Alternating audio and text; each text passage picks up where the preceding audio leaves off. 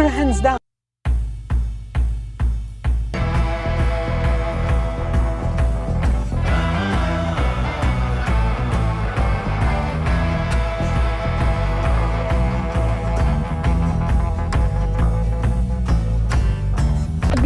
ਤੁਹਾਡੇ ਵਾਸਤੇ ਚੰਗੀ ਗੱਲ ਨਹੀਂ। ਮੋਦੀ ਸਾਹਿਬ ਸਾਡੇ ਬਾਰੇ ਕੁਝ ਸੋਚੋ।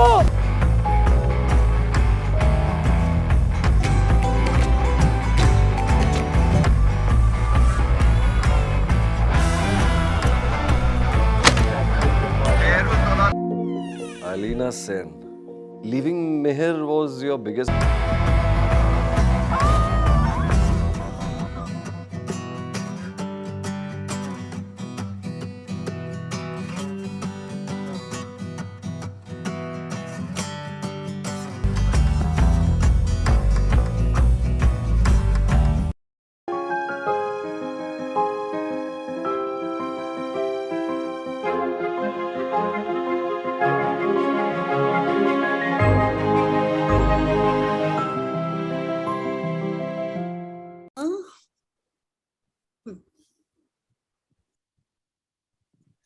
Okay, so hello everyone, Razia Mashkoor, IIFB India International film festival of Boston. आज हमारे पास एक और बहुत अच्छी टीम है।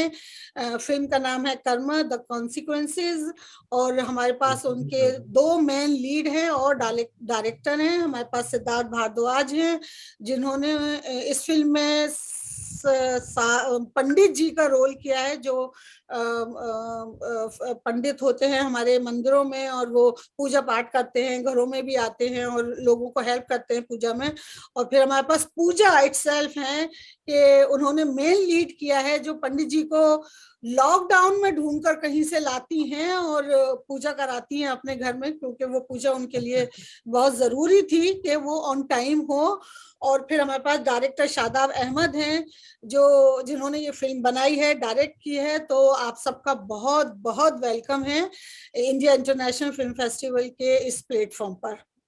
Thank you so much for joining us. तो इस शादाब मैं आपसे शुरू करूंगी। ये फिल्म जो एक आस्था पर है कि एक विमेन है, अपने घर में हैं, उनके हस्बैंड भी थोड़े से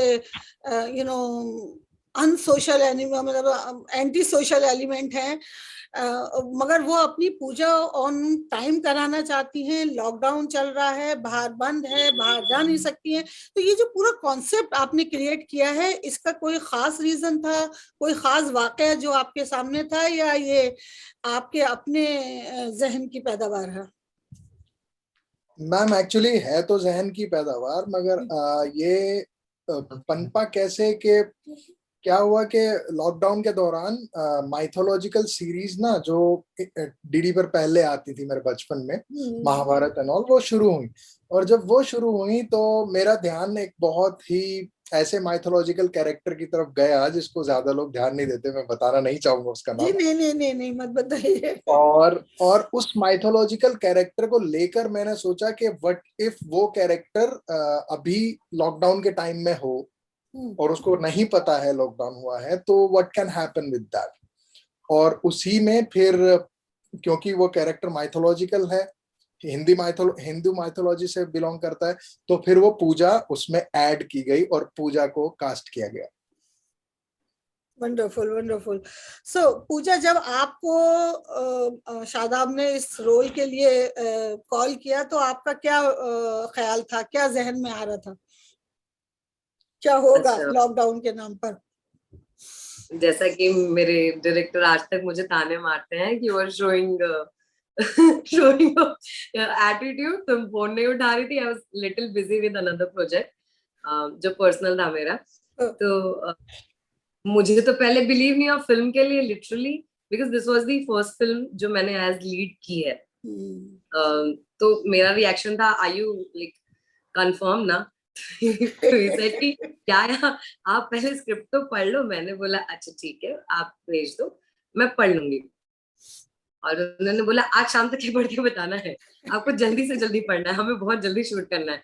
मैंने बोला अच्छा ठीक है, पढ़ लूंगी। बिकॉज ऑफ फ्यू रीजंस मैं नहीं पढ़ पाई। तो ही वाज लाइक कि मैं सीरियस नहीं हूँ। फिर मैंने बोला कि नहीं, मैं पढ़ के बताऊंगी आपको। फिर मैंने फ्लाइट में ही उसको पढ़ा पूरा script, and then he came to my home और उन्होंने सारा कुछ समझाया कि ऐसा ऐसा है, ऐसा ऐसा है। तो स्क्रिप्ट पढ़ने से ज्यादा जब उन्होंने समझाया तो वो जो क्लैरिटी मेरे दिमाग में थी वो आपको फिल्म में भी शायद दिखेगी एज एन एक्टर और एज एन डायरेक्टर का जो पॉइंट ऑफ व्यू होता है एक्टर के थ्रू, वो स्क्रिप्ट से ज्यादा एक डायरेक्टर के जहन से जो निकल के एक्टर तक पहुंचता है वो ज्यादा इम्पोर्टेंस रखता है। तो मेरा यही था कि मेरे लिए तो बहुत बहुत ही बड़ी बात थी कि मैं किसी फिल्म के लिए एज लीड कास्ट हुई, वो भी माइथो। और जितना सीधा साधा और प्यारा सा कैरेक्टर है मैं वैसी बिल्कुल नहीं हूँ। तो मैंने बोला मुझे थोड़ा सा अंदाजा हो रहा है। मैंने बोला मुझे क्यों इतना सीधा साधा बना दिया? कह रहे नहीं, हमारी कुसुम ऐसी ही है। मैंने बोला चलो ऐसे ही करना पड़ेगा। So he was very strict. He is like, he's wonderful director, and sometimes sweet, sometimes sad.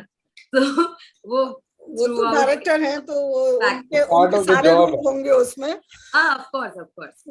बहस भी होती है, प्यार भी बहुत होता है. It's all part of us. Of course, it's a part of work actually. Nothing personal things, है? नहीं, personal तो सब कुछ Exactly. तो सिद्धार्थ जी, आपका इसमें जो रोल है वो बहुत मेन है, बहुत इम्पोर्टेंट है। आपके रोल की वजह से ही ये फिल्म शुरू हुई और खत्म हुई। बहुत इम्पोर्टेंट रोल है और मेन लीड है और बड़ा मैजिकल भी है क्योंकि एंड तक नहीं खुलता है कि हु यू आर। जब बिल्कुल आखिर आता है फिल्म का तब पता चलता है कि आप क्या हैं, क्या और क्यों कर रहे हैं। तो जब आपको ये फिल्म के लिए शादाब ने रीच आउट किया था तो आपका क्या ख्याल था कि लॉकडाउन में यार कुछ ढंग का काम करो, हम कहाँ जा रहे हैं पीछे माइथोलॉजी में?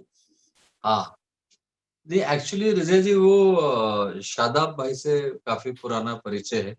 हम लोगों ने एक पहले फिल्म भी करी थी नक्काश, तो उसमें ये फर्स्ट एडी थे, तो तभी से हमारे संबंध बड़े अच्छे बने थे। और उसके बाद शादाब भाई से लगातार मुलाकातें होती रहती थी, फोन पर बात होती रहती थी। तो ये स्क्रिप्ट जो है इन्होंने जब लिखी तो मतलब आप समझिए कि स्टार्ट से ही हमारा डिस्कशन होता रहता है इस स्क्रिप्ट को लेकर। और एंड ये हुआ कि ये भी प्रिपेयर हुए और मैं भी प्रिपेयर हुआ कि कर ही देते हैं इस फिल्म को, क्योंकि कहानी और ये इतने इन्वॉल्व थे उस स्टोरी के अंदर, इस स्टोरी कर्मा में, कि मतलब इनसे मुंह जबानी आप सुन सकते हैं, एक एक सीन, एक एक डायलॉग। तो हम लोग काफी डिस्कशन किया इसके ऊपर बैठ बैठ के रात के, ये शादाब भाई जानते हैं, 10-10, 11-11 बजे रात को बैठकर डिस्कशन किया स्टोरी पे, ये हो सकता है, ये हो सकता है। तो स्टोरी तो ये हुआ, तो हमने कहा ये डिसाइड करते हैं कि ये करते हैं। और फिर ये लॉकडाउन हो गया था, आपको पता ही, सारा सब कुछ बंद हो गया था।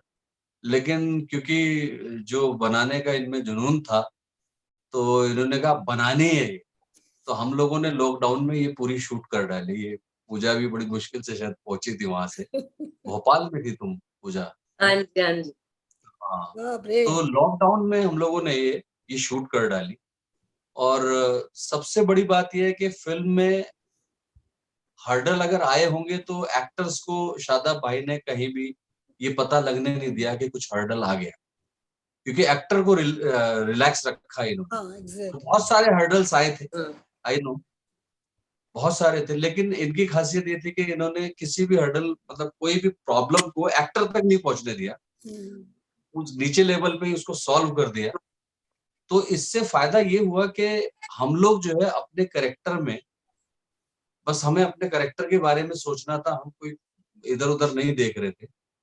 तो और सबसे बड़ी बात यह है कि जो इन्होंने जो कैरेक्टर लिखा था, ये सोच के लिखा था, बहुत रियलिस्टिक एक्टर है, मतलब कैरेक्टर है जो आज के दौर में है, तो वो अजर अमर, लेकिन आज के दौर में जी रहा है। तो ये बड़ा बहुत इम्पोर्टेंट थी चीज, ये ट्विस्ट बहुत अच्छा है उसका। हाँ, कि तो आप, हाँ बोलिए शादाब, बोले आप बोले।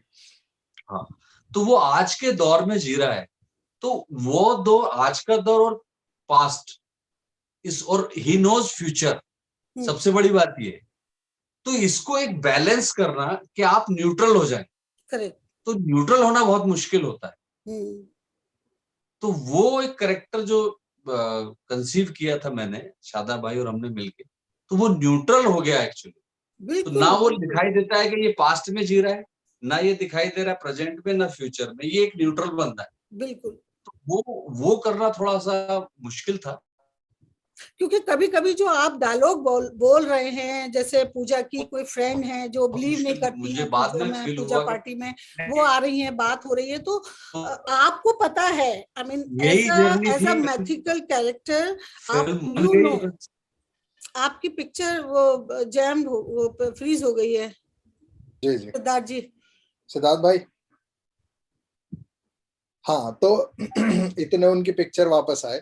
जी मैं कुछ बताता ऑडियो हूँ ट्रबल कि जी जी, तो मैं बताता हूँ कि क्या हुआ कि जैसे हाँ ही ये हाँ कैरेक्टर और ये हाँ हाँ स्टोरी मेरे दिमाग में आई, तो मेरे दिमाग में सबसे पहले सिद्धार्थ भाई आए। और मतलब अभी ऐसा है कि 1-2 दिन ही हुए हैं मुझे स्टोरी दिमाग में आए पे, और मैंने सिद्धार्थ भाई को कॉल किया और मैंने उन्हें बोला कि ऐसे ऐसे एक कैरेक्टर है माइथोलॉजिकल, ये वाला कैरेक्टर है और मैं ये चाहता हूँ कि आप ये प्ले करें। और मैंने स्टोरी बताई कि इस तरह से कुछ होगा।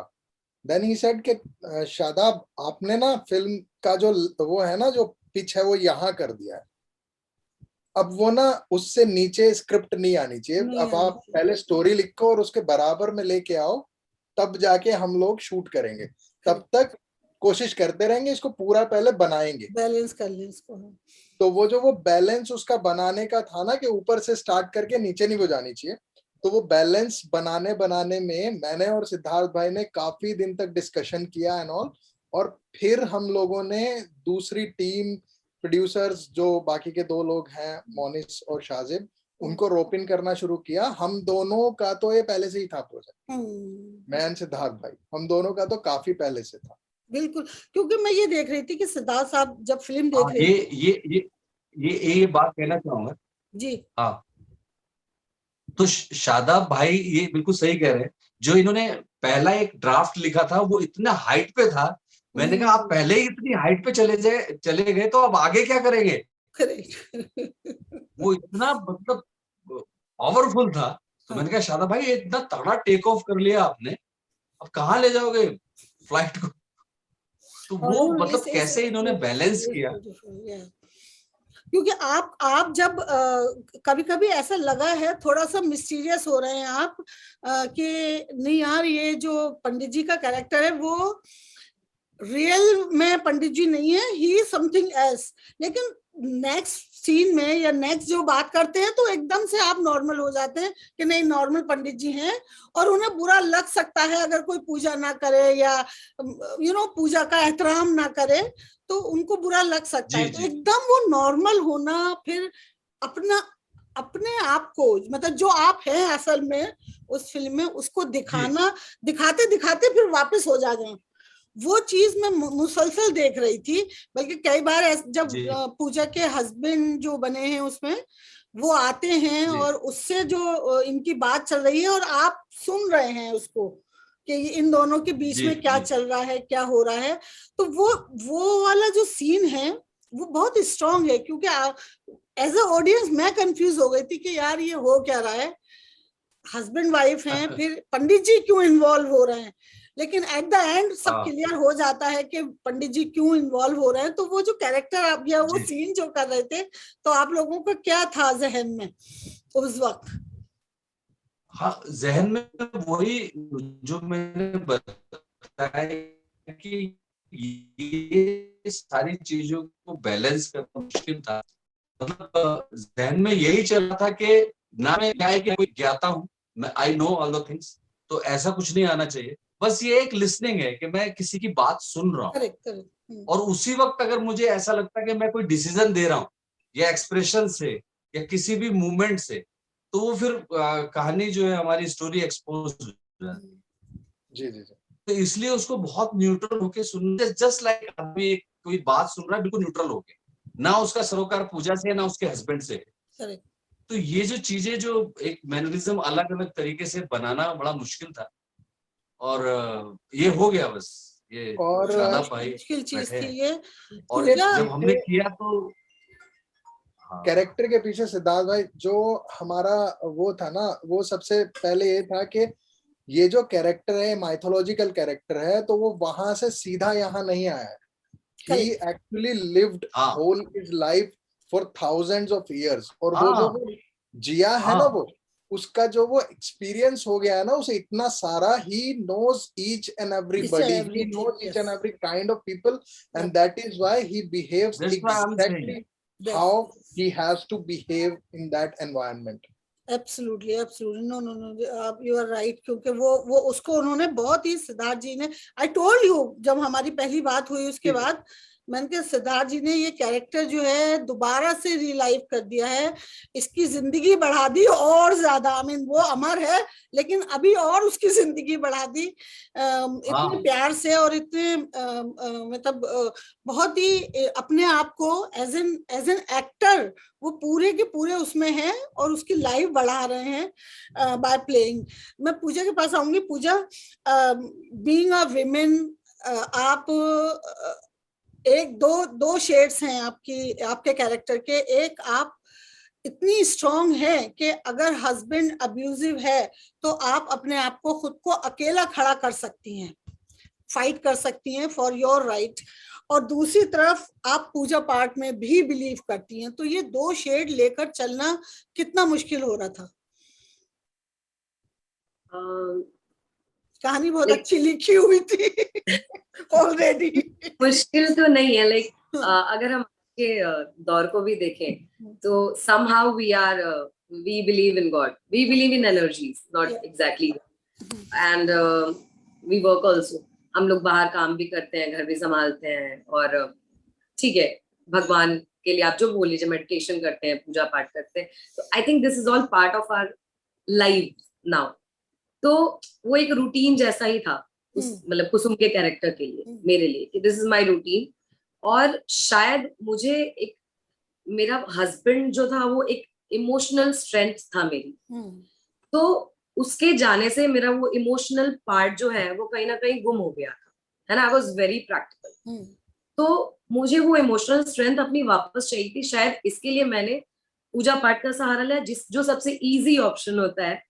भगवान को आप इम्प्रेस करके, खुश करके आप अपनी कोई विश पूरी करवा लो, क्योंकि उसके अलावा लिटरली कुछ आपको समझ में नहीं आता if you have nobody around. माँ बाप भी नहीं है, बातचीत नहीं होती, फ्रेंड्स भी हैं तो वैसे ही है, कोई बेनिफिट के लिए फ्रेंड्स हैं। हाँ, एग्जैक्टली।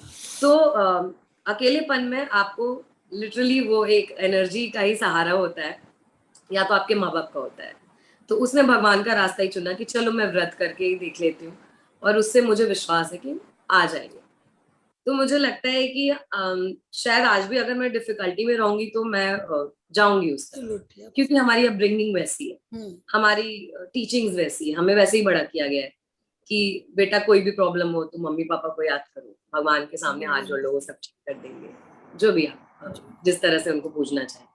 तो मुझे लगता है कि लेकिन वो शायद खून में ही है हमारे। ना आपके, जो बार बार आपको आन के तंग करते हैं। हाँ, वो बहुत तंग करता है, वो बहुत तंग करता है। तो मतलब इसमें एज अ विमेन, मतलब जो कुछ पूजा पाठ या मैथोलॉजिकली जो कुछ चल रहा है वो एक शेड है, एक शेड एज अ विमेन जो अपने भाई से फाइट कर रही है, जो अपने हस्बैंड से फाइट कर रही है और खुद को खड़ा भी कर रही है।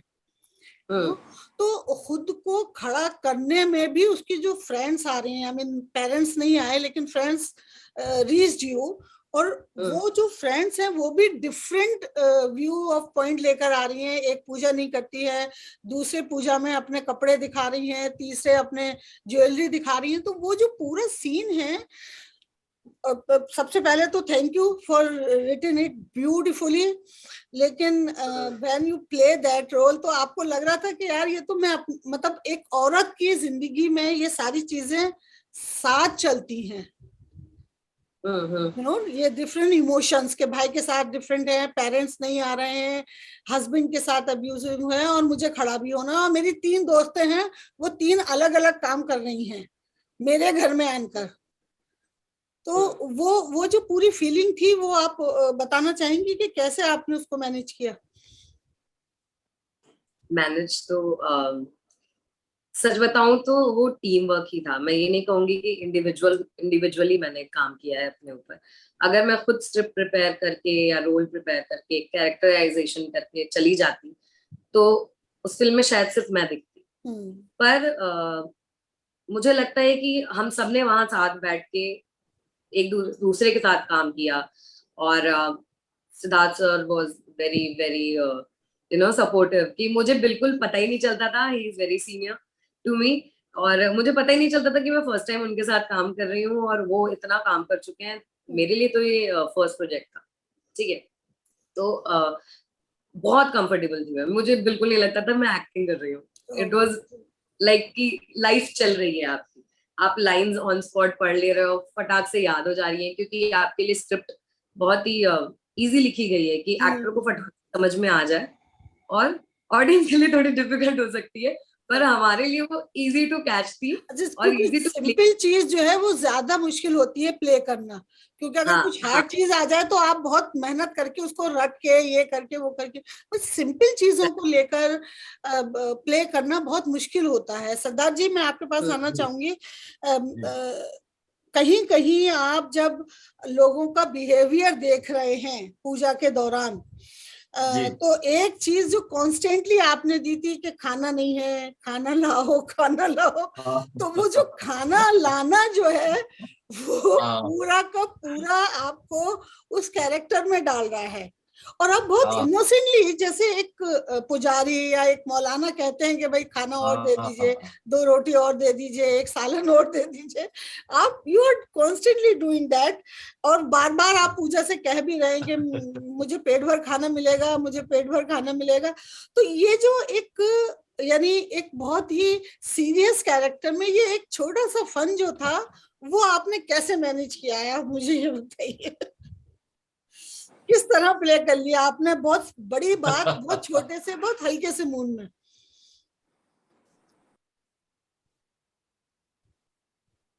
आई थिंक फिर पिक्चर रुक गई शायद। ये देखिए बात ये थी कि एक्चुअली सबसे बड़ा चैलेंज यही था कि नहीं पता लगना चाहिए कि ये कोई मैथोलॉजिकल कैरेक्टर है। सबसे बड़ी बात ये पता नहीं लगना चाहिए। जबकि डायरेक्टर का विजन ये था कि पहले ही जो पहली पूजा ढूंढती हुई मेरे पास आती है, तुम आती हो पूजा, जब वहां पेड़ के नीचे हम लोग मिलते हैं, तो वो जो खाना रखा गया था स्पेशल, तो मैं खाना सूंघ के ही उठता हूँ एक्चुअली। जी।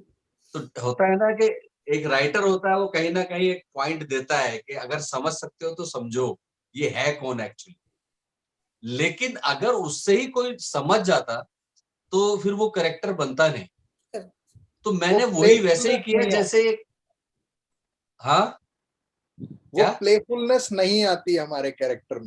वो नहीं आती बिल्कुल। तो वो इतना सबसे बड़ा चैलेंज यही था कि हम जो हैं वो दिखना नहीं चाहिए किसी को। ये सबसे बड़ा चैलेंज था। और ये समझिए क्योंकि कैरेक्टर के बारे में डिस्कशन बहुत हुआ था। खैर पूजा ने तो स्क्रिप्ट ही फ्लाइट में पढ़ी तो लेकिन इन्होंने जो इन किया कैरेक्टर में आते ही, तो मैं भी शॉक था कि ये लड़की झूठ बोल रही है कि इसने फ्लाइट में पढ़ी है स्क्रिप्ट। इसको पहले इसने बहुत प्रिपेयर किया है। तो जब ये पहला हमारा सीन हुआ तो मुझे लगा कि ये तो बहुत प्रिपेयर्ड है, इसको सब कुछ पता है स्टोरी के बारे में सब कुछ। तो बाद में वो कहानी पता लगी जो फ्लाइट वाली जो बता रही है, ये मुझे बाद में पता लगी।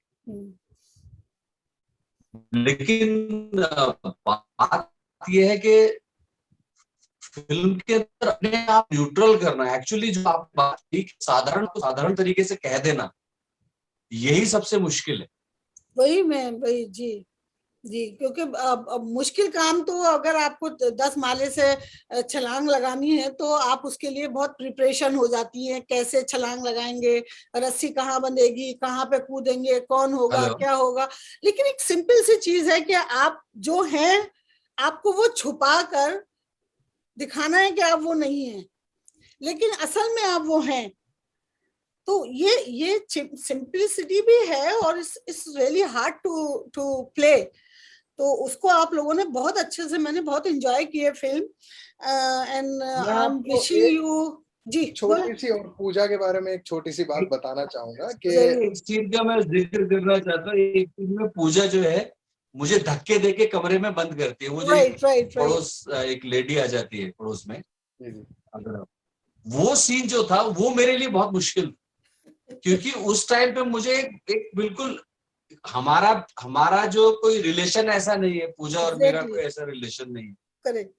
और उस टाइम पे इसके मन में जो ये आ रहा था कि ये पूरे मोहल्ले में जाके पूरी खबर फैलाएगी कि एक आदमी के साथ ये बैठी हुई थी। राइट। और वो सीन जो करना वो अब मुझे मतलब वो बहुत मुश्किल था वो वाला, कि उसमें ये रिएक्ट नहीं होना कि हम दोनों का कोई ऐसा कोई रिलेशन नहीं है, और इसको ये मुझे समझ में आ रहा है कि ये मुझे अंदर क्यों मतलब कमरे में बंद करना चाह रही है, और उस वक्त मेरे जो एक्सप्रेशंस होने चाहिए जी। वो बहुत ही मुश्किल था, बहुत मुश्किल था। मैं फील कर सकता हूँ। नो, इसमें कोई शक नहीं है। हाँ, क्योंकि आप जानते हैं ना कि आप कौन है।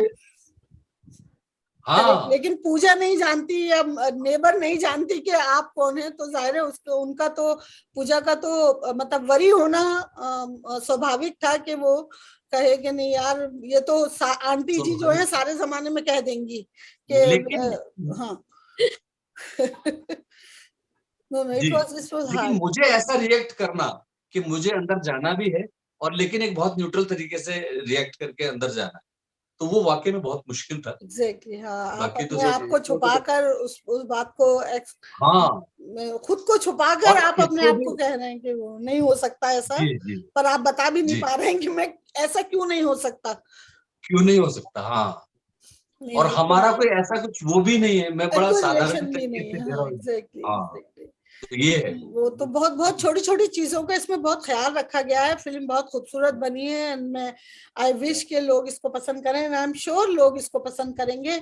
रिलीज का क्या प्रोग्राम है आप लोगों का, कब रिलीज करना है, क्या क्या कर रहे हैं आप लोग इसके लिए? एक्चुअली हम लोगों ने फिल्म MX प्लेयर पर डाल दी थी, और वो अभी पुल ऑफ कर दी गई है, बिकॉज आई एम थिंकिंग कि पहले मैं 5-6 महीने और थोड़ा फेस्टिवल रन देखूंगा। हाँ. उसके बाद में आई डिसाइड कि कहाँ इसको डाला जाएगा, और वही अभी तक का प्लान यही है कि अभी फेस्टिवल्स देखूंगा। फॉर बोस्टन ऑडियंस और बोस्टन के हमारे जो फिल्म देखने जा रहे हैं उनके लिए कोई मैसेज आप लोग देना चाहें, all three of you individually?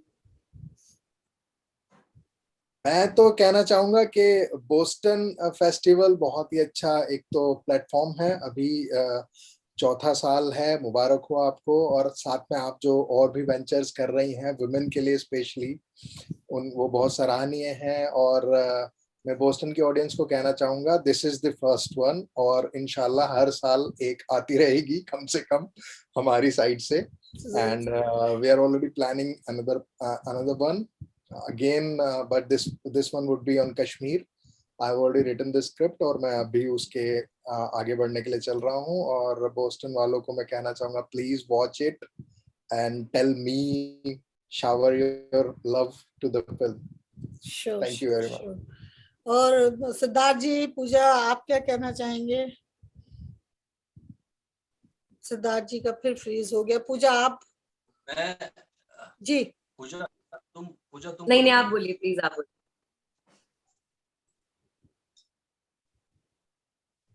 Hello, I think फिर फ्रीज हो गया है। पूजा आप बोल दें जब तक।